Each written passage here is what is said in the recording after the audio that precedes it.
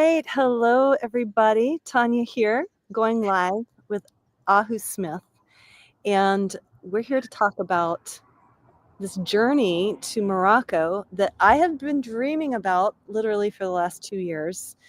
And so I wanted to invite Ahu here live to speak with us and actually have a conversation around travel, self-discovery, expanding your soul, expanding your life experience. And so Ahu has been living in Morocco for how many years now? Well, I came here in 2013 for a couple of years, and then I went back and forth from Sweden to here. And I've been in Essaouira on the coast it'll be 4 years in January. Yeah.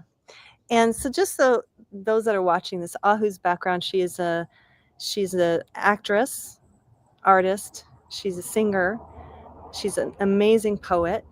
And I just love her so much. We've been friends since 2002, I think it was 2002. So crazy, 22 years. Yeah.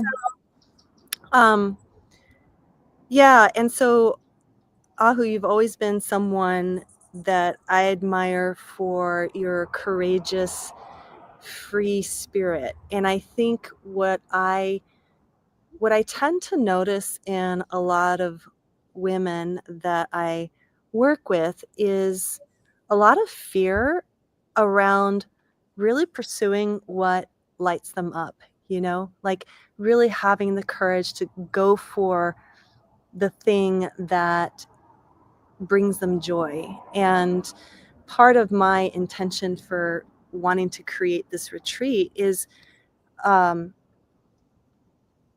really kind of, well, first of all, bringing myself out of the daily routine. Like, we can find ourselves in a rut with our lives where it's just like, okay, year after year after year, we have our jobs or our businesses and our partners and our children and our home life or whatever, and time goes by really fast. And this is what I've noticed, like, time goes really fast. I just turned 50 and I haven't done anything that I consider to be like a really kind of wild, out of the blue, like something, Morocco to me just feels so exotic and so far away and so different that although interestingly, I've been having a lot of dreams about Morocco. So I'm like, there must be some past life stuff there because they're so vivid. And there have been times in my dreams where I'm seeing the visions in my dreams, and then, I'll look at some of the images that you've sent me, especially particularly of Marrakesh, where I'm like, oh my God, that was in my dream, So can you talk about, I don't know, I just want to open it up to talking about the soul's yearning. Like, what is the soul deep down for you, what it was that you were yearning for that drew you to Morocco, and what did you notice that shifted and changed within yourself after having said yes to that? Well, I don't do things because I'm brave. I do things because I'm scared. I like to jump over that fence because there's risk involved, because there's jarring involved, there's wake up involved, there's education involved, there's getting to know myself better and deeper and all that. So let's get that straight. I'm not courageous. I'm fucking scared. But the difference between me and somebody that else is afraid is they stop themselves. Yeah. And I don't stop myself. It excites me to be afraid. It brings me alive to be afraid. So I like living on that edge, and I have lived on that edge all my life. So I'm used to it. I'm used to jumping that fence. And for me, it's never been a yearning. Mm, It's been a calling. It's been visions that I followed. They happen quickly, they happen slowly, but they happen because once you get that flash of light, I call it the slice of light, that mm, intuition, that command, you either question it, you say, well, what if mm, you mhm. you don't allow that calling to bloom, and having faith in it, and that knowing that yes, yes, this Interesting. this will happen. It's interesting. So yeah, I can feel in your description the difference between a yearning and a calling. Hmm. The yearning is always this has this longing feeling, like it's always something outside of yourself that you have to keep striving for, you're hoping for, whatever. And when you say calling, it's almost like you're receiving a download and a directive of like, this is what you're supposed to do next. It's a command. Yeah. And you're talking about souls. I mean, it's a soul command. Mm. And you know, it's that's that mystery. It's that unknowing that I love. Yeah. I like going into the void, and jump starting my heart. Yeah. Yeah. Yeah. I Yeah. uh I too feel like for me, being in the mystery of life is where life it feels the most enlivening and full of vibrancy and uh, I don't know how else to describe it other than just an openness, an openness to allowing yourself to be delighted or surprised or wowed or moved in some way. When we think we know everything, that's when the mystery of everything disappears. And so for me, this calling to take a small group of women to Morocco is really about stepping into saying yes to an experience where everything about it is going to be so unfamiliar. Like there's nothing that's going to, I mean, unless there's like past life memories, you're like, oh yeah, this feels like deja vu, maybe. But Except me, I'm familiar. yeah, yeah, Well, yeah. I think we get caught up in the form of Mm, our asking. We think it should be a certain form. It looks this way. This is the way it looks to get this thing that I'm thinking I'm wanting. mm, But that's we don't know.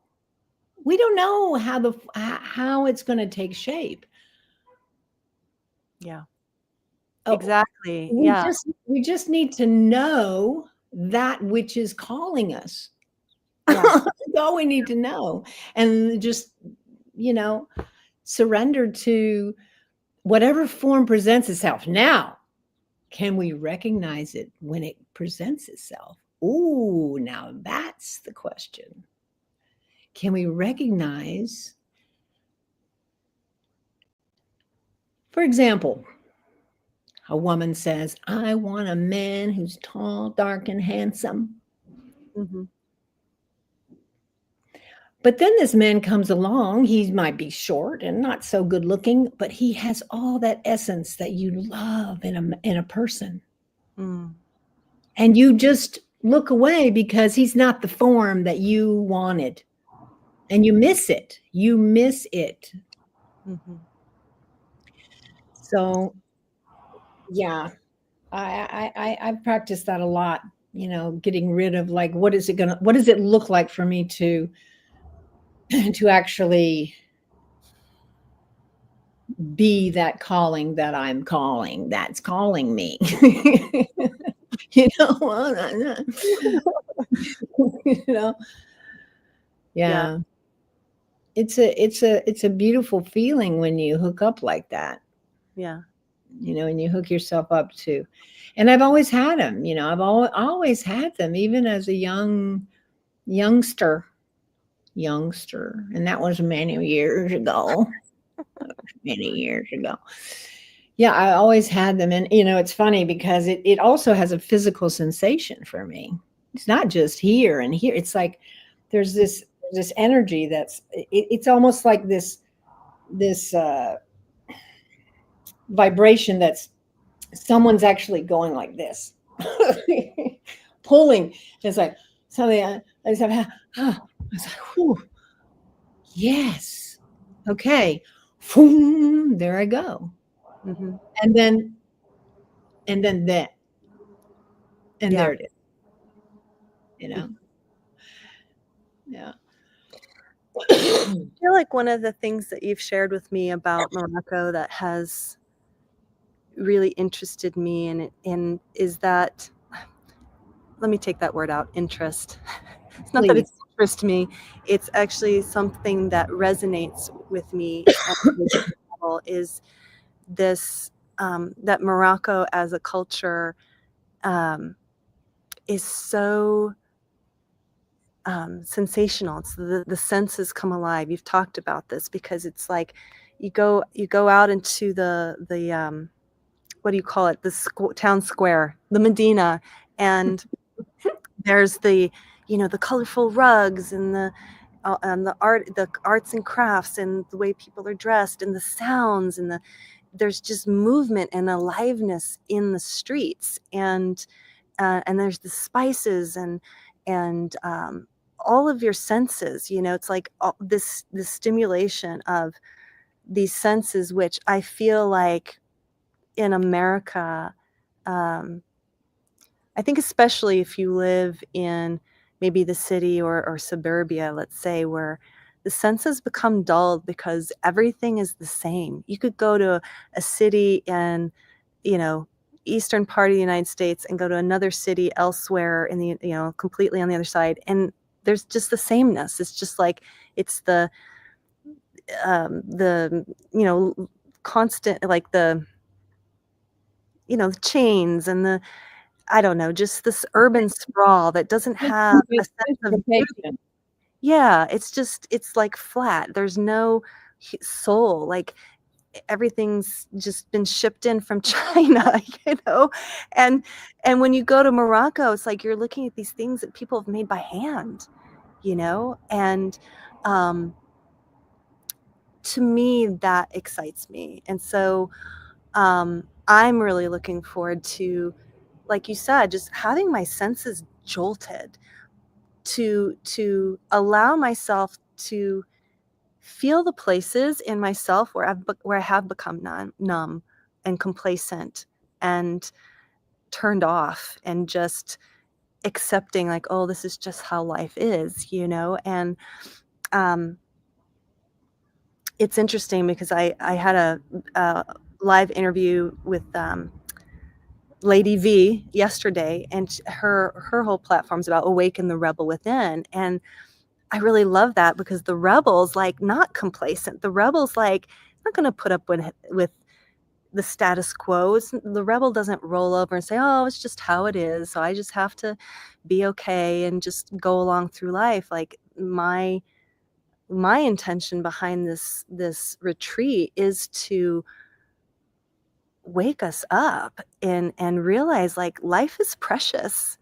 You have this one life to create the experiences that, the soul is the soul's always on a path of growth, whether you're allowing it or not. And so for me, it's just like, why not just say yes to something that one, I feel like is going to reflect back to you, to be so that you can see yourself see the places in your life where you have been turned off and turn back on. So, wow. Yeah, I'll definitely get turned on here. I mean, I was walking in the Medina yesterday, and I suddenly realized, like, Morocco is art. I mean, everything. I mean, you talk about just things that are handmade. I mean, some of the bricks are handmade. you're right. The Medina, it's like, and the warmth that comes with it, the colors, the colorful people, colorful in the sense of the shine they give you when they look you in the eyes, or when they put their hands to their hearts, and they just want to do anything for you. If they can't do it, they will go and find somebody who will, or they'll go, oh, you don't have that? No, but I can go find it. I'm going to find it right now. It's just like anything is possible here. I mean, it is a little bit of a, wild, wild west in certain underbelly worlds. Yeah.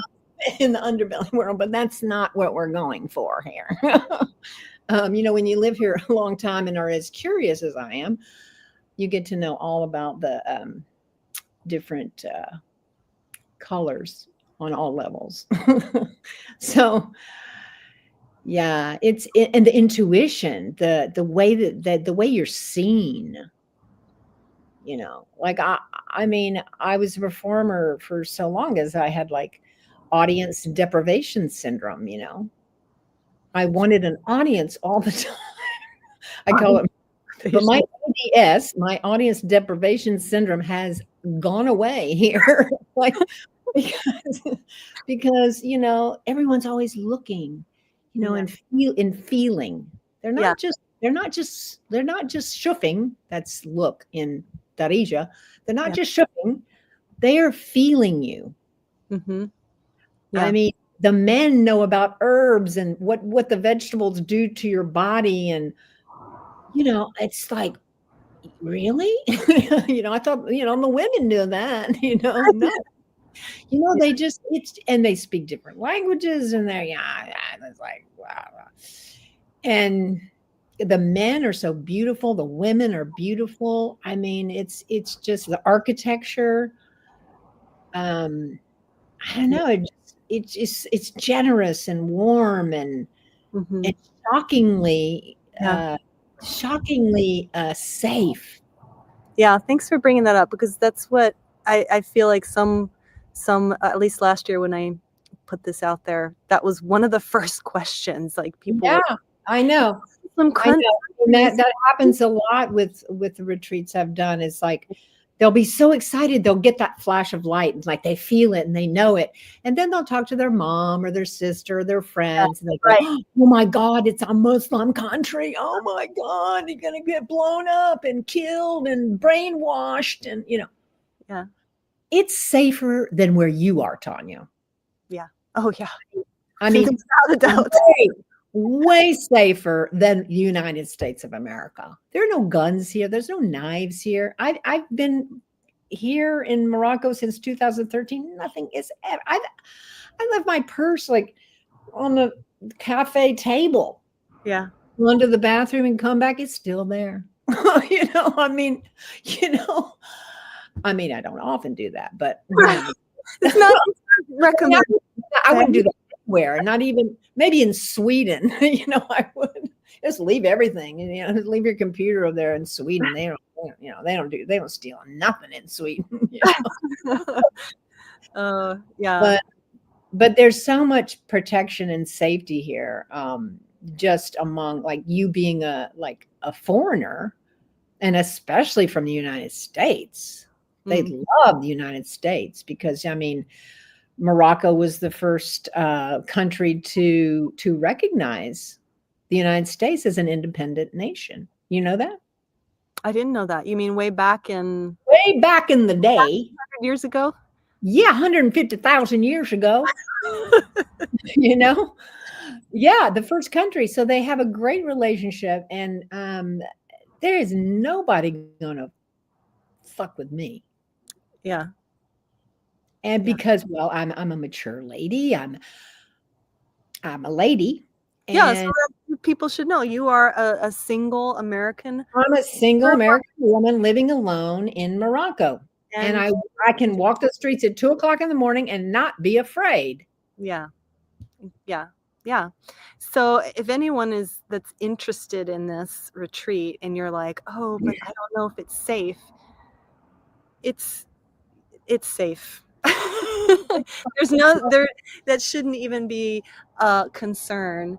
Um, And on top of it, if yeah. you're traveling with me, Yeah, so that's the other thing that you are doubly, triply safe because I'm a huge protector. Huge. Not only energetically, but physically and spiritually and mentally and all that stuff. right, and you've kind of handpicked your crew, like, when you do these tours, the driver that you have hired, the places that we're going, you have actually relationships. These people know Yes, you, you're they connected, know me. Yeah, I'm they're like, excited I'm to like, serve I'm like, you and yeah. listen to you, and you have good relationships with. They consider me part of their family. Yeah. I've been coming to these places that are listed on your itinerary for since 2015. Yeah. So they're like my family, really, you Hmm. know. So um Yeah. that that's another great thing about this trip is that I know these people. Hmm. The only exception would be the desert is changing a lot. Hmm. And, I think I had one person write me and say, like, "Where are we staying in the desert?" And I said, "Well, it depends on the group because um, it's changed so much. The kind of riads and the hotels and stuff. It's becoming like I think like, oh my God, it's going to be Las Vegas soon. Like Getting you and popular. so I'm thinking more and more I would prefer to do what they call glamping, which is like this beautiful tent and you're out and it'll be April, so it'll be warm. Hmm. You don't want to go in December or January because it's cold Hmm. at night. Yeah. But you go out and you have, you're in this beautiful like tent, you can imagine you. And then at night you've got the fire and you've got the beautiful Moroccan men drumming and you can dance and they're dancing and you have dinner and it's just really it's fun. And then if you want to you can like crawl up to the top of the dune. I always used to have some Moroccan guy push me up because it's hard because and you go down and you go down and you go down Yeah. and the sand is like it's like touching loose velvet. Yeah. It's like the tiniest, tiniest, tiniest little teeny. It's so beautiful. You could just eat it, but it does move. So I said, "Hey, could you just give me?" And it's great for them because they get to touch my ass. You know what I mean? And I don't mind. Yeah, let's do that again. Yeah. So those that are listening, so as you can see, this is going to be very colorful, curious. Like this is what I love about you, Ahu, is that you bring a depth, but you also bring that childlike, playful, silly joy, and to me it's like, yes, yeah, you're going to discover new aspects of yourself, but it's not that serious. It's like it's about pleasure and fun, letting Because go, like let go of yourself. Like, really, this is an opportunity, if you're saying wanting to say yes to this, to really say yes to whatever is showing up. There might be moments that you're just so alive, or belly laughing so hard that you're crying, or you might be touched or moved in such a deep way, and come to a realization about yourself where you're releasing your grief and you're, you're in a safe, my desire is to create that, deep connection, deep safety, fun, uh, you know, uh, creating new friendships. And this is an intimate group. Like, that's the other thing I want to say. Like, this is not like we're going to pile into a tour bus with 30 other tourists and jam through and go from town to town to town to town and pack in as much as we can. Like, that is such an American way of consuming. Like, no, Well, I mean, it happens all the time here. It's not just American. It's every country piles in a bus yeah, and sees, like, 8 cities in 5 days through a bus window yeah, no with thanks. 20, 30 other people. Yeah. So, So that's not what this is an intimate journey. This is, and I just think it's a feeling. I mean, if you have the feeling, you just come, like, don't think too much about what might happen to you. Don't get all up in your head, about, like, oh, well, I could have a breakthrough moment, or I'm going there and I'm going to have a breakthrough moment. I don't care what happens, I'm going to have a breakthrough. Okay. Just hold on just 1 second. Hold on. Salam alaikum. Hisham? Hello? Hi. Hi, hello. ¿Lo ves? It's Hisham. Yes. Yes, the bicycle is fixing. It's good. Amazigh. Yes. Okay. If you need to come to the garage, I am going to near to here. But Amina is in the garage. If you come to take the bicycle. How long is she going to be there?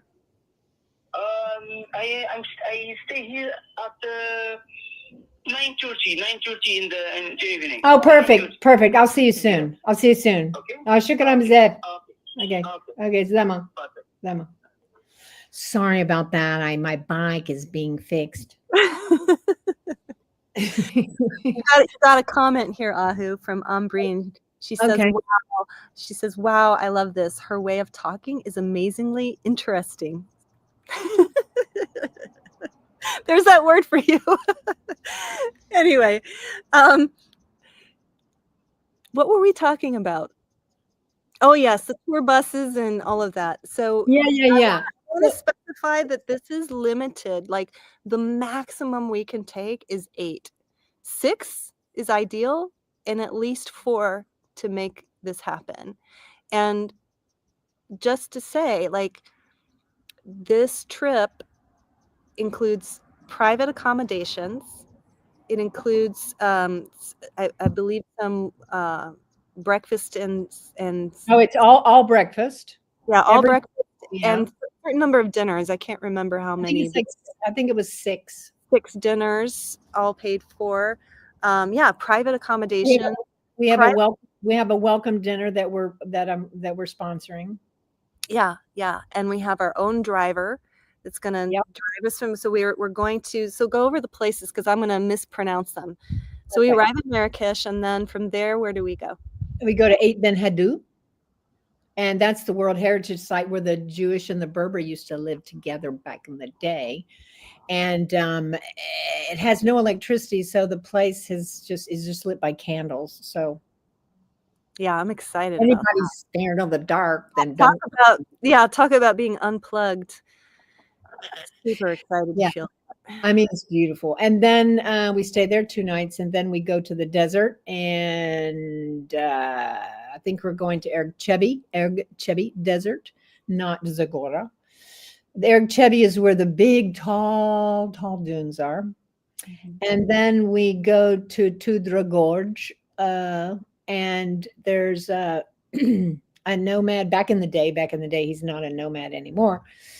But he created this place. He has his own organic garden, and that's what you eat from. And depending on how many people we have, they have cave rooms. So at least, well, I mean, we might have to share if everybody wants to sleep in a cave room, but I think it's only 4 or 5 K rooms. But the rest of the place is fine too. I mean, me and Tanya can sleep in the garden, you know, whatever. Yeah.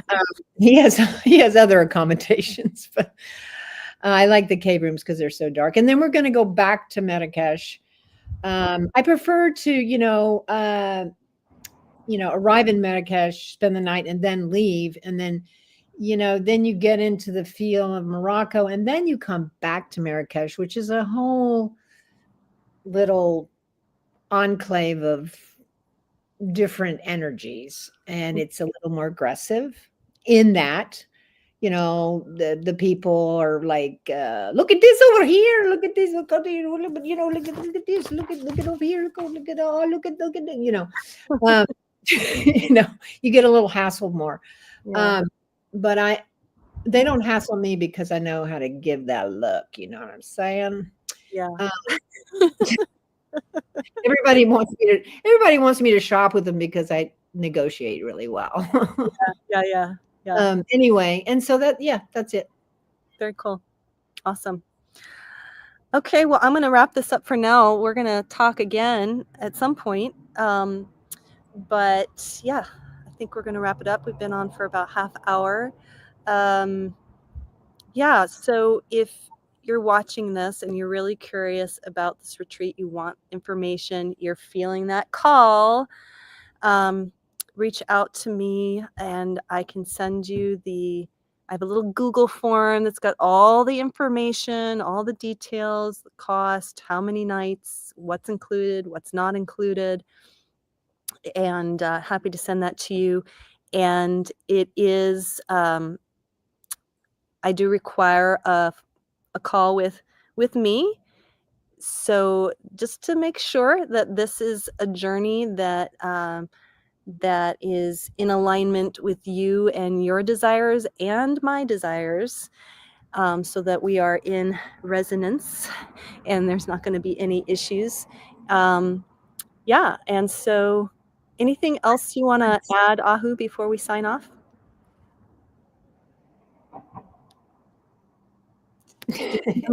No. Don't forget your passport. Forget your passport. Very important. All right. Well, just expect the unexpected and bring your patience, because Morocco time is a little different. Yes. Yeah. Be open to something totally new.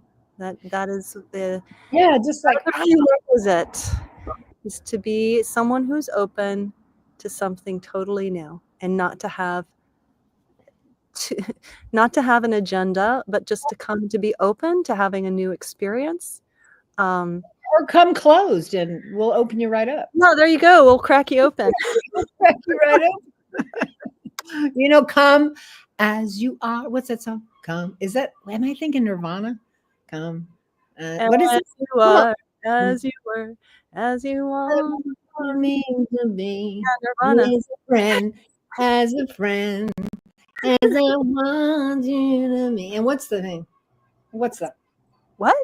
Is there a real hard part in that? Let's not go in there. Okay, just stop me. That's what Tanya's job is on this trip, is to stop me when I get a little over the edge. Okay. Don't worry, I know my edges really well. Oh, I am so excited for this trip, and I hope that this is landing for some of you, and sending so much love. Thank you for coming live, and we'll talk again soon. Okay. Adios. I love you. I love you too. Bye.